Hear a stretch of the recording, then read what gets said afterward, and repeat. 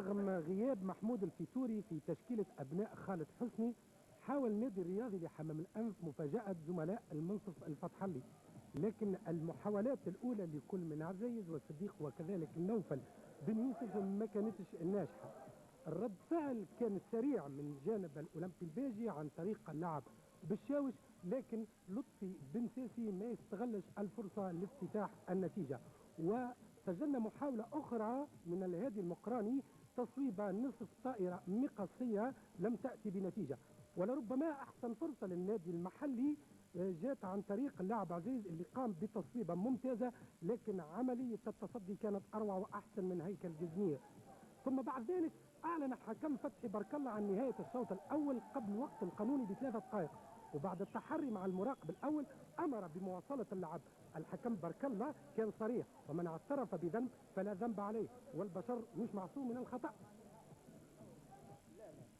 لا الجمهور ولا مسؤولين يأثروا في الحكم معه، فهمت؟ ديما قانون يطبقوا وما يخاف من حتى أحد.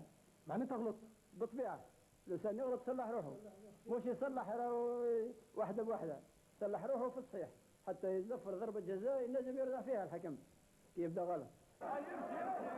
رغم مبادرة أبناء حمام الأنف بالهجوم عن طريق بن يوسف دائما، وكذلك انضمام اللاعب الدكالي في تشكيلة حمام الأنف، وأيضا الشاري النفذي رقم 9 لتعزيز الخط الأمامي لفريق الضاحية الجنوبية، فأبرز الفرص كانت لأبناء الأولمبي الباجي اللي عرفوا كيفاش يسيطروا على وسط الميدان، وبالتالي خلق فرص سانحة للتسجيل، ما لقاتش هداف يحول الكرة إلى أهداف.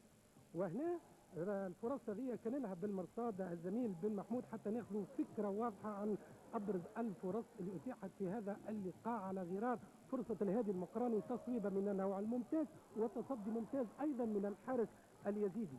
نادي الرياضي لحمام الأنف حاول من جهته إيجاد بعض الثغرات في دفاع الأولمبي الباجي، خاصة بعد تعزيز خط الهجوم بنبيل تاسكو، لكنه اصطدم بفريق يلعب من غير حسابات مسبقة، غايته الوحيدة الهجوم ولا غير ذلك.